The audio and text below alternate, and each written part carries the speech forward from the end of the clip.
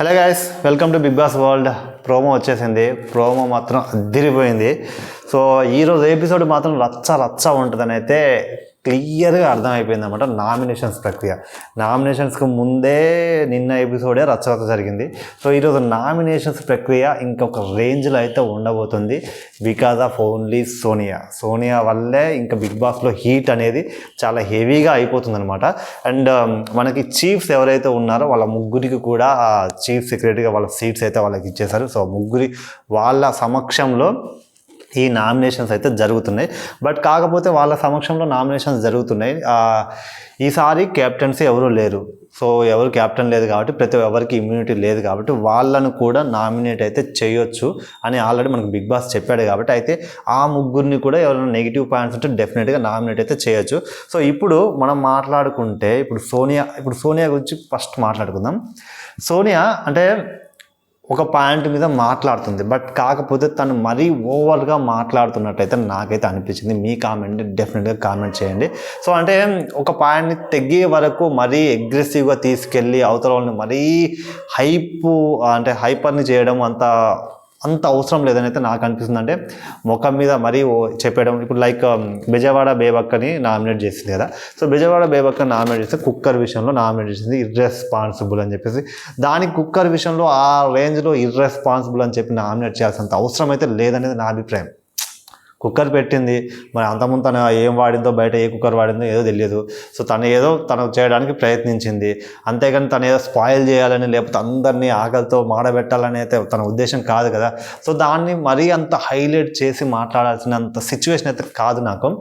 And ఇంకా ప్రేరణ విషయంలో కూడా ఏదో జరిగింది. మరి ప్రేరణ విషయంలో ఏ పాయింట్ లేపింది అనేది అయితే మనకి క్లియర్గా చూపించలేదు. అండ్ మనకి ఎపిసోడ్లో కూడా ప్రేరణకి తనకి మధ్య అంత ఆర్గ్యుమెంట్ అయిన విషయాలు కూడా ఏం లేవు. అంటే తను నామినేట్ చేయడానికి సో అంత ఆర్గ్యుమెంట్ చేయాల్సినంత విషయాలు కూడా ఏం లేదు. ఒకవేళ చేయాలనుకుంటే నిఖిల్ని చేయొచ్చు, లేకపోతే ఇంకా వేరే ఎవరినైనా చేయొచ్చు తను ఒకవేళ అనుకుంటే. బట్ వీళ్ళిద్దరి మధ్య ఏం జరిగిందని మనకి ఎపిసోడ్ చూపిలే కాబట్టి ఈరోజు ఎపిసోడ్ చూస్తే మనకైతే క్లియర్గా అర్థమైంది. అండ్ తనను కూడా చాలా అగ్రెసివ్గా అయితే తీసుకెళ్ళింది.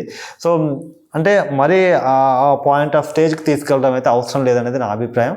అంటే డిఫెండ్ చేయాలి, స్ట్రాంగ్గా ఉండాలి, బట్ లాజిక్ ఉండాలి, దాన్ని కరెక్ట్ పాయింట్ ఉండాలి. సో మరి సోనియా ఈ ప్రోమోలో చూసిన దాన్ని బట్టి మీకు సోనియా ఎంతవరకు కరెక్ట్ అని మీకు అనిపించింది? నాకు ఓకే, పర్లేదు, కంటెంట్ ఇస్తుంది, బాగుంది, అగ్రెసివ్ ఉంది, కానీ ఎక్కడో కొంచెం ఓవర్ అనిపిస్తుంది. బట్ నా ఒపీనియన్, అది మీ ఒపీనియన్ అయితే కామెంట్ చేయండి. ఇంకా మణికంఠ వర్సెస్ శేఖర్ భాష. సో నన్ను అడిగితే క్లారిటీ లేదు, ఇద్దరికి కూడా క్లారిటీ లేదు నన్ను అడిగితే. ఎందుకంటే మణికంఠకు కూడా తను ఏదైనా అనుకుంటే అది నిజమా కాదనే పక్కన పెడితే తను దాన్ని మీద స్టిక్ అయిపోయే ప్రతిదీ గేమ్లో భాగంగా అనుకొని కొంచెం ఓవర్గా ఆలోచిస్తున్నమాట. థింకింగ్ అనేది చాలా ఎక్కువ ఉంటుంది. సో మరి అంత హెవీ థింకింగ్ అవసరం లేదు. జస్ట్ గేమ్లా చూసి గేమ్లా అర్థం చేసుకుంటే చాలు. అండ్ మిగతా వాళ్ళందరితో మింగిల్ అయిపోతే ఈజీ అయిపోతుంది ఉంటుంది. కానీ అర్థం చేసుకోవాలి, ముందుకెళ్ళాలి. అండ్ శేఖర్ భాష మ్యాక్సిమం సో ఎన్ని ఇష్యూస్ అయినా ఏదైనా మళ్ళీ వెళ్తాడు, కలుపుకొని వెళ్ళే సిచ్యువేషన్ అయితే ఉంది. బట్ చూద్దాం. అంటే మనోడు నీకు ఒక క్లారిటీ అనేది ఉండదు, ఒక క్లారిటీ అనేది లేదు. క్లారిటీ అనేది లేదనేది ఏముండదు. శేఖర్ భాష కొంచెం క్లారిటీ ఉంటుంది, మరి అంత ఇదైతే కాదు, ఎందుకంటే చాలా చూసాడు కాబట్టి క్లారిటీ ఉంటుంది. బట్ కాకపోతే ఇంబ్యాలెన్స్, కొంచెం అగ్రెసివ్ అవుతాడు తను కూడా. సో అందువల్ల ఆ పాయింట్ని రేజ్ చేసి ఉండొచ్చు. సో ఇంకా మిగతా వాళ్ళ నామినేషన్స్ ప్రక్రియ చూసుకుంటే ఎవరిని నామినేట్ చేసే అవకాశం ఎక్కువ ఉంది అంటే ఇప్పుడు నైనిక, నెక్స్ట్ ఎవరు యష్మి గౌడ, మరి నిఖిల్, వీళ్ళకి నామినేషన్ చేసే అవకాశం ఇస్తారా లేదా అనేది అయితే క్లారిటీ లేదు. బట్ అది మనకి ఎపిసోడ్ చూస్తే అర్థమైంది. ఇప్పుడు ఈరోజు నైట్ ఎపిసోడ్ మాత్రం రచ్చ ఉంటుంది అనమాట. అండ్ కింద కామెంట్ చేసండి మిగతా వాళ్ళు ఎవరెవరిని నామినేట్ చేసే అవకాశం ఉంది.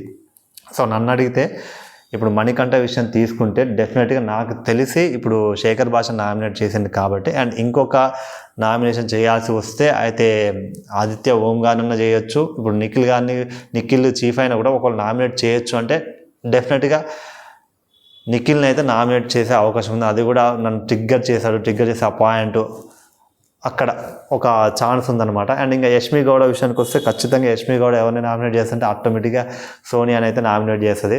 సో సోనియా తర్వాత ఇంకెవరిని నామినేట్ చేస్తుందని అయితే క్లారిటీ లేదు, సోనియా నామినేట్ చేస్తుంది. చాలామంది సోనియాని, ఇప్పుడు శేఖర్ భాష వచ్చినా కూడా సోనియానే నామినేట్ చేస్తాడు. అండ్ యష్మి గౌడ వచ్చినా సోనియానే నామినేట్ చేస్తారు. 2 minutes. యష్మి గౌడ వచ్చినా కూడా సోనియానే నామినేట్ చేసే అవకాశం ఎక్కువ ఉంది. సో సోనియా నామినేషన్లో ఉంటుంది, బట్ కాకపోతే సేవ్ అయ్యే అవకాశం కూడా తనకి ఎక్కువ ఉందనిపిస్తుంది. ఎందుకంటే తన స్క్రీన్ ప్రెజెన్స్ ఎక్కువ తీసుకుంటుంది కాబట్టి గ్రాప్ చేస్తుంది అంతో ఇంతో ఆడియన్స్ని. అండ్ ఆదిత్య, ఓం ఇంకా ఇష్యూస్ ఎక్కువ, వీళ్ళు ఎవరికి చూపిలే కాబట్టి ఏ పాయింట్ మీద చేస్తారనేది. సో ఈరోజు నైట్ ఎపిసోడ్ చూస్తే మనకైతే క్లారిటీ వస్తుంది అనమాట. చూద్దాం, నైట్ ఎపిసోడ్ చూసాక మనమైతే క్లియర్గా మాట్లాడుతున్నాం. ఫస్ట్ నామినేషన్స్ అంటే ఈ నామినేషన్స్ ఎపిసోడ్ ఇట్లా ఉందంటే ముందు పీక్స్లో ఉంటుంది. సోనియా ఉండాలి, ఎందుకంటే మనకి కంటెంట్ ఇచ్చేటోళ్ళు కూడా కావాలి. కొంచెం రచ్చ లేపితే హీటు పుట్టి కంటెంట్ అనేది పెరుగుద్ది కాబట్టి అలాంటి క్యాండిడేట్స్ కూడా ఉండాలి, కానీ మరీ అంత ఉండకూడదు అనేది నా అభిప్రాయం. లెట్స్ సీ నా ముందు ఎపిసోడ్లో తన బిహేవియర్ ఎలా ఉంటుంది, ఎలా మారుద్ది అనేది చూద్దాం. ఈ ప్రోమో చూసాక మీకు ఏ విధంగా అనిపించిందో కింద అయితే కామెంట్ చేసేయండి. వీడియో నచ్చితే like, share, comment and subscribe చేసుకోవడం మాత్రం మర్చిపోకండి.